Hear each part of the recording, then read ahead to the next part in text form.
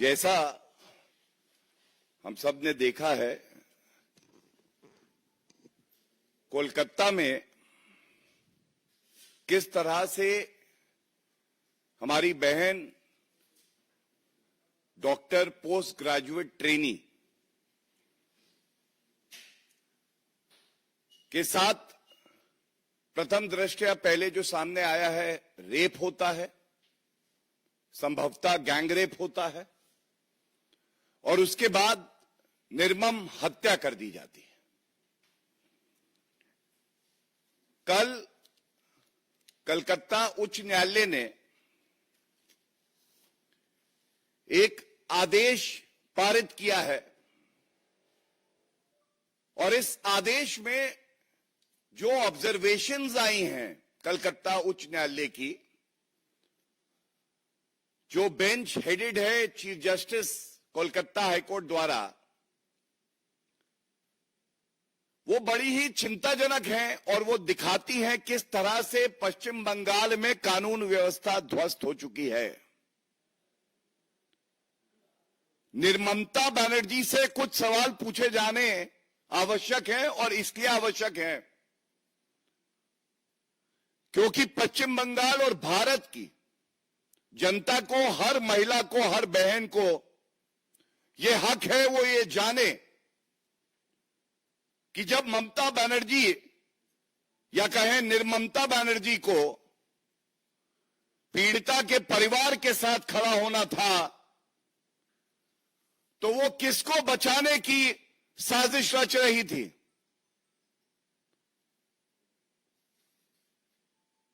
ये सबसे पहले जो कलकत्ता हाईकोर्ट का आदेश आया है और इसमें जो निर्देश है वो आपके समक्ष रखूंगा। जो ऑब्जर्वेशंस हैं, हर नागरिक की रूह कांप जाएगी। ये जंगल राज ममता बनर्जी का जो पश्चिम बंगाल में है, ये कर क्या रहा है? और कोई राजनीति नहीं है, लेकिन कुछ कड़े सवाल जरूर हैं जो पूछे जाएंगे। इस पिटीशन में याचिकाकर्ता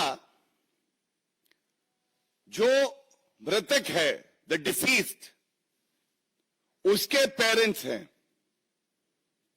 ये बड़ा अहम है। ये जो आरोप लग रहे हैं, ये आरोप लगा कौन रहा है? आरोप लगा रहा है एक पीड़ित परिवार जो अपनी बेटी के लिए न्याय मांग रहा है, एक महिला मुख्यमंत्री ममता बनर्जी से। और ममता बनर्जी को पीड़ा नहीं हो रही, दर्द नहीं हो रहा, और ये कहना गलत नहीं होगा कि निर्ममता बनर्जी की न्याय देने की क्षमता पे सवाल उठा है। आज निर्ममता बनर्जी न्याय नहीं दिलवा पा रही। हम सब जानते हैं कलकत्ता हाईकोर्ट ने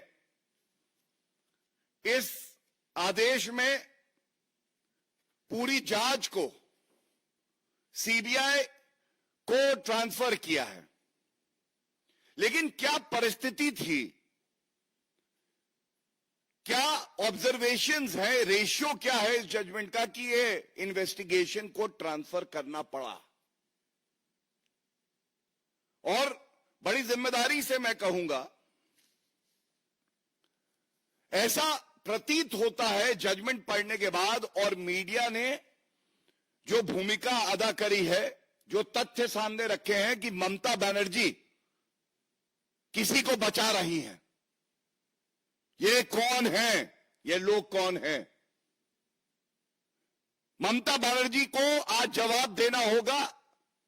क्राइम सीन, एक वरिष्ठ अधिवक्ता होने के नाते आपको बता दूं, जो पहले 48 घंटे होते हैं ये सबसे महत्वपूर्ण होते हैं एविडेंस कलेक्शन के लिए, फोरेंसिक जांच के लिए।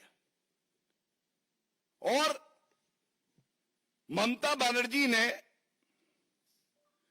एक बयान दिया जब ये कुकर्म किया गया, जब ये जघन्य अपराध घटित हुआ, उसके एक दिन बाद कहा कि मैं सीबीआई जांच ट्रांसफर कर दूंगी कुछ दिनों के बाद।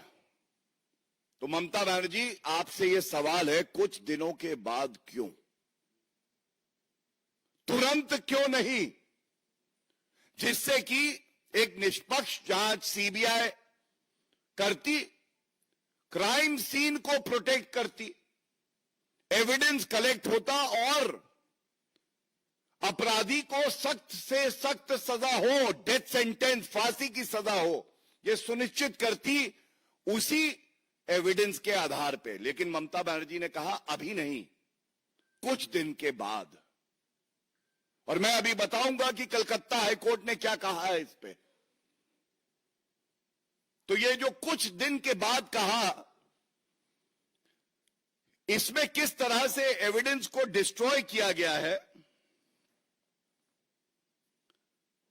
यह बड़ा चिंताजनक है ममता बनर्जी जी।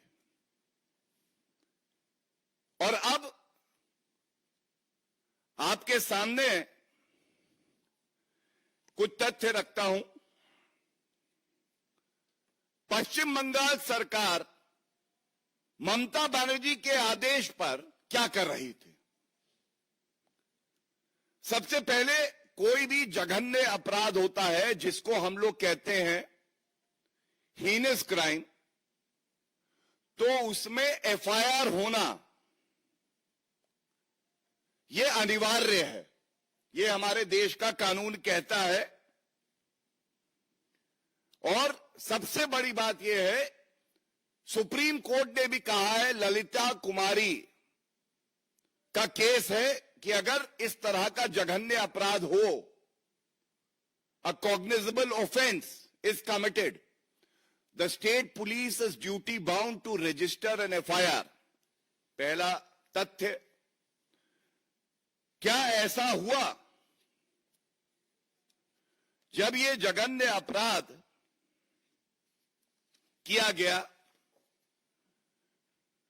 तो दुख की बात यह है कि एफआईआर नहीं करी गई, बल्कि पुलिस ने यह कहा कि अननेचुरल डेथ केस। ऐसा क्यों? क्योंकि पीड़ित परिवार का जो दलील कोर्ट में है, इस पे ध्यान दीजिएगा। पीड़ित परिवार ने कहा कि उनको एक फोन कॉल पहले आया और इस फोन कॉल में उनको बताया गया कि आपकी बेटी, जिसने रात में ही अपने परिवार से, अपने पेरेंट्स से बात करी है, उसकी तबीयत खराब है। ये पैरा 13 में है और मैं इसलिए पढ़ूंगा क्योंकि यह जानना आवश्यक है कि कैसे पूरे इस मामले को रफा दफा करने की साजिश ममता बनर्जी ने ही रची और जो अपराधी हैं उनको बचाने का कार्य कर रही थी। मैं वो लाइन पढ़ देता हूं। The parents would state that at about 10:53 AM on August 10th, 2024, they received a call from the hospital authorities. According to them, the assistant superintendent, Kar Medical College Hospital, informed them that their daughter was unwell. पहले तबीयत खराब है। यह है 10:53 सुबह। अब 10 तारीख की यह कॉल है। इसके बाद क्या होता है? 11:15 पे सेम असिस्टेंट सुपरिटेंडेंट कहता है, आपकी बेटी ने आत्महत्या करी है। तबीयत खराब थी और केवल 22 मिनट बाद उस बेटी ने आत्महत्या करी है, यह कह रहा है असिस्टेंट सुपरिटेंडेंट। क्यों? जब हम सबको पता है कि हमारी बहन के साथ दुष्कर्म हुआ और उसका पार्थिव शरीर वहीं पे पड़ा था, तो ये नई स्टोरी क्यों रची जा रही थी? इसके बाद वहां पे प्रदर्शन होने लगता है। मां बाप हमारी बहन के तुरंत वहां पहुंच जाते हैं और यह किसके कारण हुआ कि 3 घंटे तक उनको इंतजार कराया जाता है और जो पार्थिव शरीर है उनकी बेटी का, उसको देखने भी नहीं दिया जाता है। यह निर्ममता बनर्जी नहीं है तो क्या है? 3 घंटे तक पीड़ित परिवार इंतजार करता रहा कि वो अपनी बेटी का पार्थिव शरीर देखे। And why it becomes very important right now is the change in version. As I said, your daughter is unwell. Your daughter has committed suicide. And then when they reach, they are made to wait for 3 hours. And ultimately they discover that the body of their child is lying there, and they were made to wait for 3 hours. So this is the first attempt to shield the perpetrators of crime. Second, FIR लिखी जानी चाहिए थी तुरंत। यह बड़ा मुद्दा है और यह पीड़ित परिवार ने उठाया है। प्रिंसिपल की जिम्मेदारी थी, प्रिंसिपल को FIR दर्ज करानी चाहिए थी, लेकिन FIR नहीं दर्ज कराई जाती है। कहा जाता है अननेचुरल डेथ केस है। और मैं इतना ही कहूंगा कि जिस प्रिंसिपल की जिम्मेदारी थी कि इस सरकारी मेडिकल कॉलेज और हॉस्पिटल में हमारी बहनें, सारे डॉक्टर्स और नागरिक सुरक्षित हों, वो प्रिंसिपल एविडेंस डिस्ट्रॉय करने में लगा है। FIR नहीं दर्ज कराता जो उसकी जिम्मेदारी है। और ममता बनर्जी जिसके खिलाफ कार्रवाई करके उसको सस्पेंड करना था, क्योंकि कहीं ना कहीं वो भी संलिप्त है इसमें। ममता बनर्जी की सरकार क्या करती है? उसको एक और कलकत्ता में सरकारी मेडिकल कॉलेज में ट्रांसफर कर देती है। बेटी के साथ रेप होता है, हत्या होती है, प्रिंसिपल को रिवॉर्ड दिया जाता है। और जो इसमें हाईकोर्ट ने कहा है, मैं आपको पढ़ देता हूं, यह चिंताजनक है। यह लाइन दिखाती है किस तरह से ममता सरकार सो रही थी और प्रिंसिपल भी सो रहे थे। The appropriate authority of the state government should bear in mind the circumstances which led to the resignation. Therefore, even assuming the resignation was not accepted, the least that can be expected from a responsible higher official of the concerned department is to immediately relieve the principal from his duties and not assign him any duty of equal responsibility. And what does the High Court direct after that? The High Court directs that the lawyer, and I quote, direct his client to immediately proceed on leave, failing which the court will be compelled to pass necessary orders. ये दूसरा सवाल। ममता बनर्जी पीड़ित परिवार के साथ नहीं खड़ी हैं, वो खड़ी हैं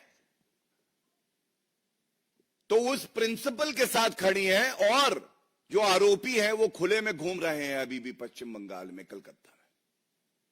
क्या ये चिंताजनक नहीं है? और इसके साथ ही मैंने जब कहा कि एविडेंस डिस्ट्रॉय करने का प्रयास हो रहा है, तो यह बहुत चिंताजनक बात है। और अभी पता चला है कि जहां पे इस कुकर्म को अंजाम दिया गया, उसके पास जानबूझ के रेनोवेशन चल रहा है। जब ये रेनोवेशन चल रहा है, रेनोवेशन की आड़ में एविडेंस को डिस्ट्रॉय किया जा रहा है। the most important part of the judgment is the fact that the investigation has been transferred to the CBI to instill confidence in the public at large. So let's distill the word instill confidence. And when I say instill confidence, it is sad that time is of the essence in every investigation, the first 48 hours. The High Court even considers it a very important factor in the judgment. High Court कहता है, however, the case on hand is a peculiar case and the facts and circumstances warrant appropriate orders without further loss of time. Time जरूरी है, एक एक क्षण जरूरी है. Evidence क्षतिग्रस्त हो जाएगा, आरोपी भाग जाएंगे, सच्चाई सामने ना आए, सत्ता बनी रहे. लेकिन उस पीड़ित परिवार को न्याय कौन दिलवाएगा? हम तो आभार व्यक्त करते हैं कोलकाता उच्च न्यायालय का, जिसने ये आदेश पारित किया है, और सीबीआई जांच एजेंसी, हमें पूरा यकीन है, ऐसी थरो इन्वेस्टिगेशन करेगी कि ये जो जघन्य अपराधी हैं ये बचने नहीं पाएंगे, इनको फांसी की सजा होगी. और इसी में हाईकोर्ट ने यह भी कहा है कि अगर डिले हुआ तो ये लाइकलीहुड है कि एविडेंस को डिस्ट्रॉय किया जा सकता है. ये सारे जितने तथ्य मैंने आपके सामने रखे,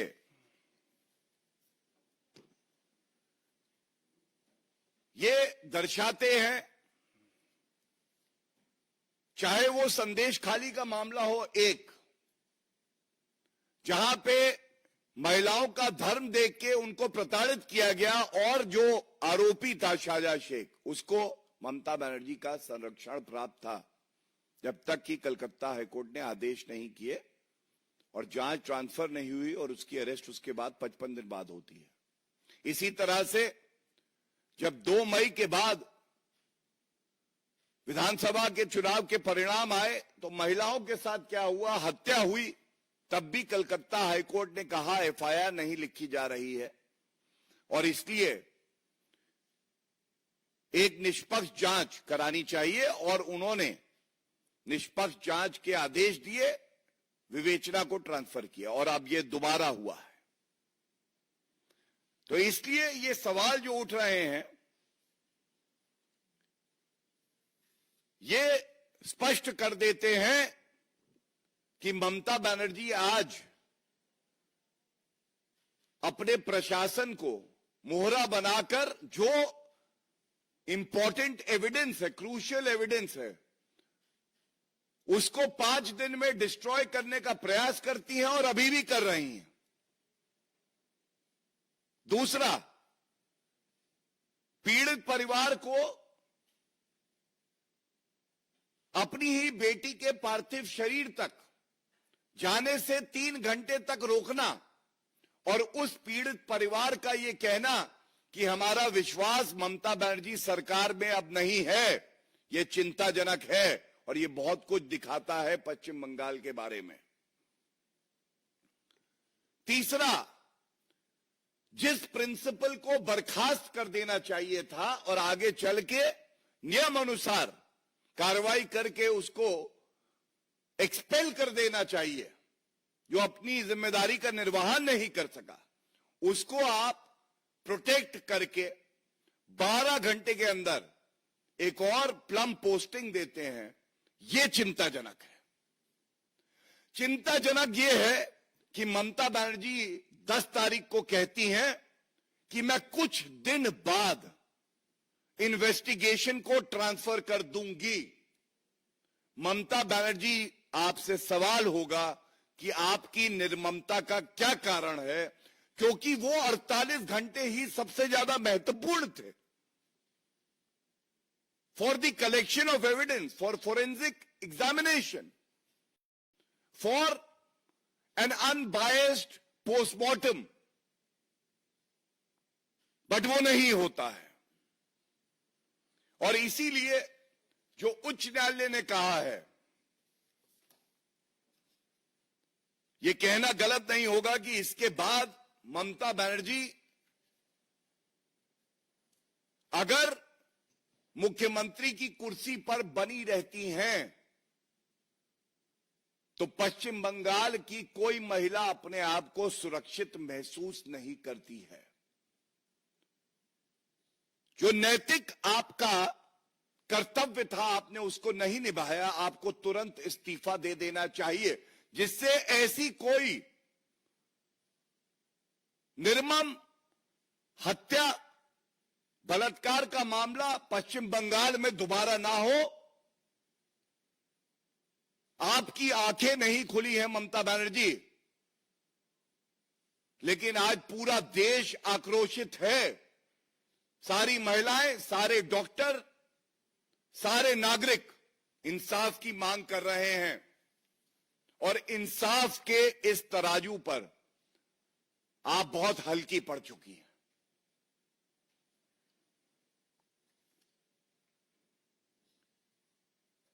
These are the important points that have been raised in the judgment. As a very responsible political party, we have raised these issues because this incident is like Nirbhaya 2 and has shocked the conscience of the entire nation. The Bharatiya Janata Party stands firmly with the family members of the deceased, and we will leave no stone unturned to ensure effective, speedy justice for the family members of the deceased, and we will ensure that the perpetrators of crime, whom Mamata Banerjee is trying to shield, are punished and get the strictest punishment possible, even to the extent of death sentence. This remains our duty and obligation to every citizen of the country, especially West Bengal. Thank you. If there are any questions on this, I would like to take them.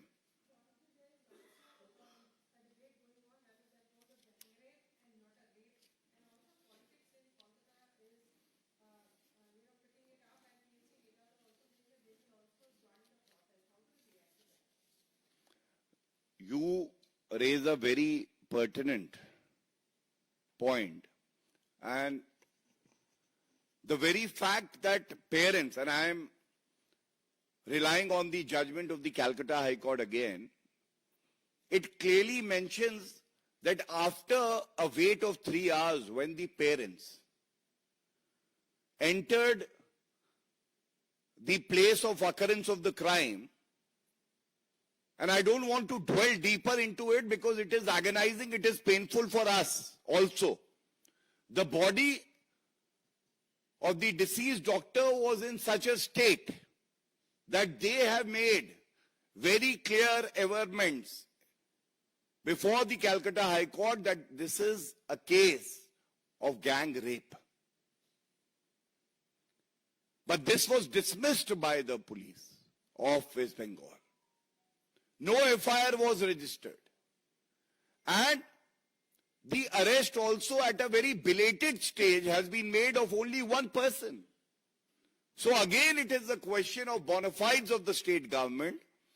Why are they hell-bent in saying it is not a case of gang rape?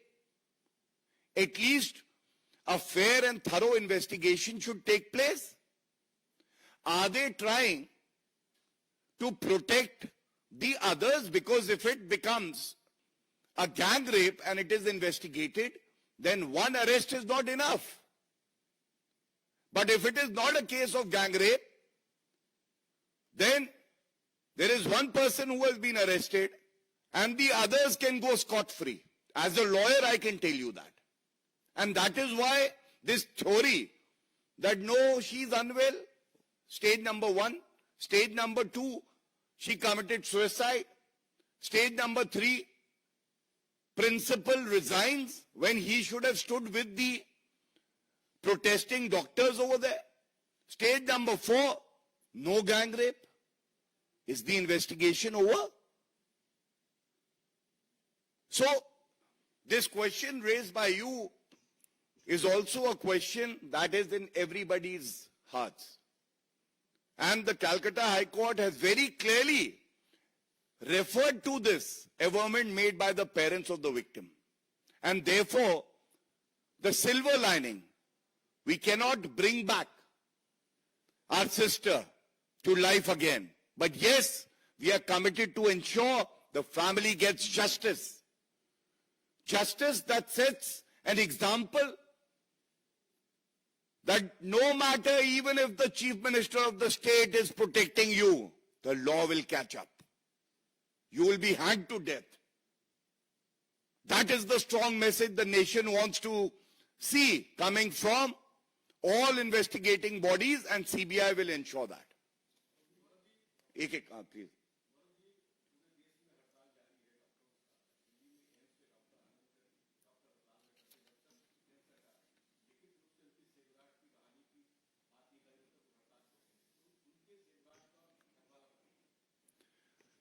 देखिए, जैसा सर्वविदित है कि कल जो doctors association है वो हमारी पार्टी के राष्ट्रीय अध्यक्ष एवं स्वास्थ्य मंत्री केंद्र सरकार में जेपी नड्डा जी से मिले और जो भी उनके सुझाव थे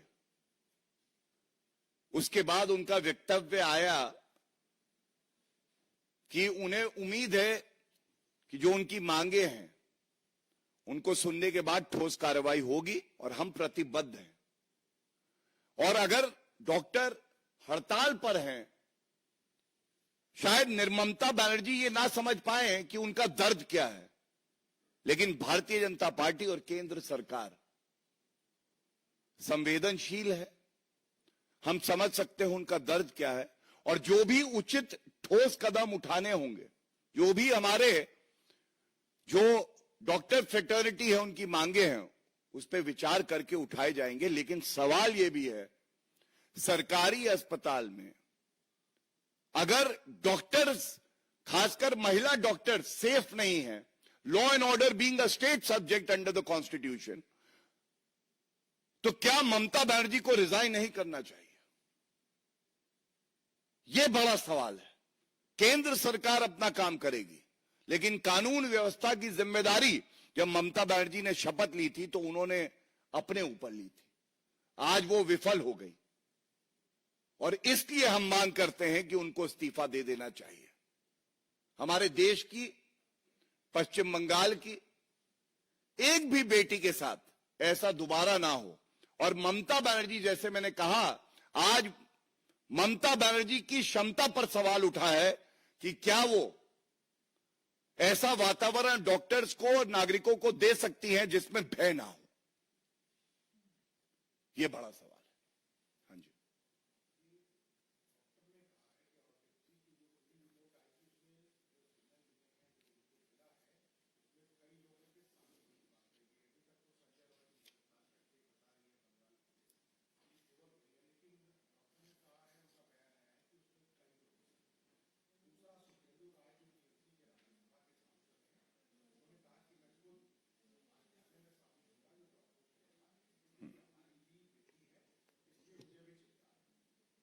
देखिए, मैं सबसे पहले तो जो विवेचना का विषय है उस पर कोई टिप्पणी नहीं करूंगा, क्योंकि मैं आपको अधिवक्ता होने के नाते बता दूं, टिप्पणी करना नुकसानदायक होता है केस के लिए। लेकिन जो जजमेंट में बात आई है, मैं उस पर रिलाय करते हुए आपकी बात का जो प्रथम हिस्सा था उसका उत्तर दे चुका हूं। दूसरा हिस्सा जो आपका है, जो रक्षक होता है, जिसकी जिम्मेदारी है कि हमारी बहनों को, बेटियों को सुरक्षित वातावरण दे, वो प्रोटेस्ट अपनी गलती पर नहीं कर सकता। उसकी जिम्मेदारी है कि वो सुरक्षा प्रदान करे। अगर तुम प्रोटेस्ट कर रहे हो, इसका मतलब है तुम मान रहे हो तुम विफल हो, इसका मतलब यह है ममता बनर्जी को तुरंत रिजाइन कर देना चाहिए।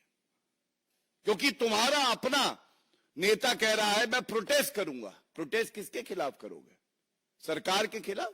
ममता बनर्जी मुख्यमंत्री हैं, वो विफल हुई तभी तुम प्रोटेस्ट कर रहे हो, तुरंत इस्तीफा दो। हम सुरक्षित करेंगे, हर बेटी को सुरक्षित करने की जिम्मेदारी हमारी है। तो ये प्रोटेस्ट का नाटक चलेगा नहीं।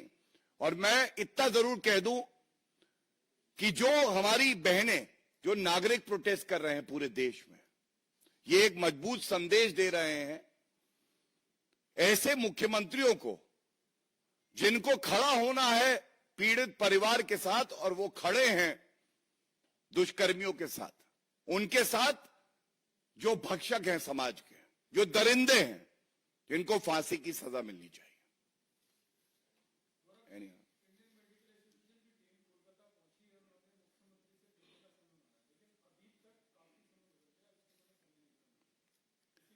देखिए, आपने जो बात उठाई, ये हर नागरिक के मन में बात आ रही है। एक प्रदेश की मुख्यमंत्री ममता बनर्जी को समय नहीं मिला कि वो पीड़ित परिवार से मिल सकें, उनको ये भरोसा दिला सकें कि हम आपके साथ खड़े हैं।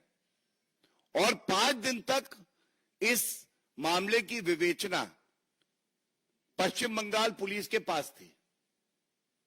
5 दिन ममता बनर्जी के पास समय अपने लिए था। जो आरोपी हैं, जिनको बचाया जा रहा है, उनके लिए समय होगा, लेकिन उस पीड़ित परिवार के लिए समय नहीं है। और अब आप बता रहे हैं कि आईएमए के डॉक्टर्स मिलना चाहते हैं, तो उनसे मिलने की तो जिम्मेदारी है ममता बनर्जी की, लेकिन शायद इस जिम्मेदारी का एहसास ममता बनर्जी को नहीं है, क्योंकि ये उनकी प्रवृत्ति रही है कि वो हमेशा भक्षकों के साथ, जो अपराधी होते हैं उनके साथ खड़ी होती हैं, पीड़ित परिवार के साथ नहीं खड़ी होती।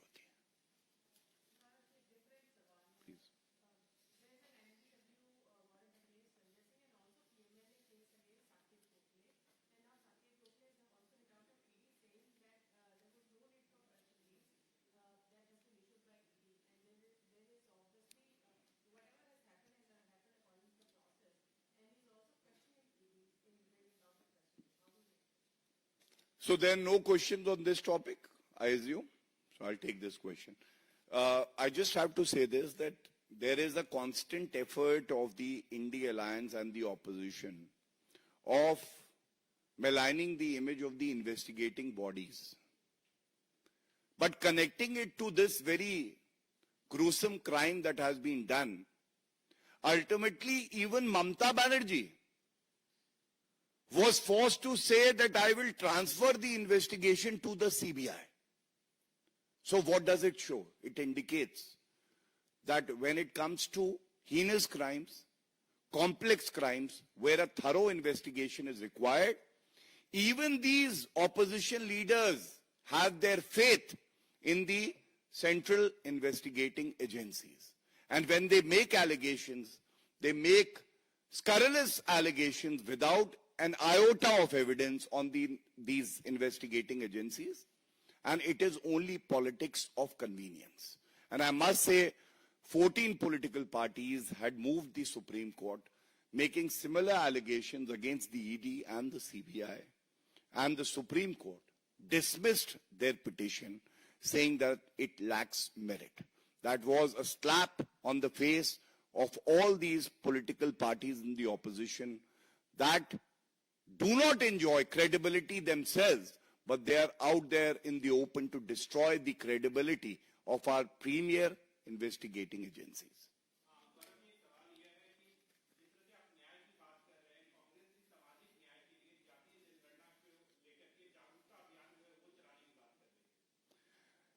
बड़े भारी मन से इतना ही कहूंगा, जब इतने गंभीर मसले पर प्रेस कॉन्फ्रेंस हो रही है तो लड़की हूं, लड़ सकती हूं, डीएनए टेस्ट करा लो समाजवादी पार्टी, और तमाम ये जो इंडिया अलायंस के घटक दल हैं, इनकी बात ना की जाए तो अच्छा है। वजह थी, मैंने इनका जिक्र नहीं किया क्योंकि मुद्दे की गंभीरता इतनी थी। राजनीतिक गिद्ध हैं ये, राजनीतिक गिद्ध, लेकिन ये अपनी उड़ान भी उड़ते हैं देख के कि किस प्रदेश में किसकी सरकार है। और इसीलिए कहता हूं, ये जो राहुल गांधी की चुप्पी है, खड़गे जी की चुप्पी है, प्रियंका वाड्रा के मुंह में दही जमी है, अखिलेश यादव जो डीएनए टेस्ट करा रहे हैं, सपा के जितने लीडर हैं, ये खुद अपराधी बन के महिलाओं के साथ अत्याचार कर रहे हैं। जनता पूछ रही है, राजनीतिक गिद्ध तो तुम बन गए कुछ वोटों के लिए, इंसान कब बनोगे? ये सवाल।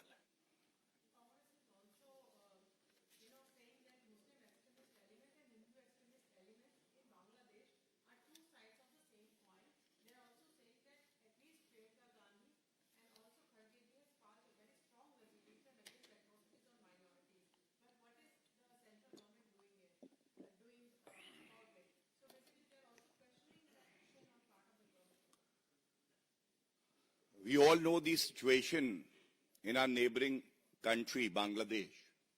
And I must say this with some responsibility. The central government under the leadership of Shri Narendra Modi ji has a clear path for our country. It is a very sensitive matter, so I will very responsibly only make a comment on the political part of it. We all know how the minorities in Bangladesh, the Hindus, the Sikhs, the Christians, they were targeted. And it is a known fact that the parties of the India Alliance had a deafening silence, a selective silence on the issue because they were pandering to their minority, especially the Muslim vote bank of this country. It is sad that only when this issue was raised by the Bharatiya Janata Party and other organizations that rise above appeasement politics, think about humanity, think about the Hindus also, which are a majority in this country. And they have a legitimate expectation from you to know what your stand is when the Hindus and the Sikhs and the Christians are being targeted in a neighboring country. Out of compulsion and at a belated stage, after a wait of almost 2 weeks, the first comment came, and they, in that comment also, especially the Congress party, tried to create an artificial equivalence that Hindus also indulge in such acts, which is unpardonable, unacceptable, and this is the shallow and low politics that Congress party indulges in, and we must very regretfully say Congress party is not in tune with the sentiment of Bharat, and that is why they've been rejected by the people of the country. Thank you, everyone.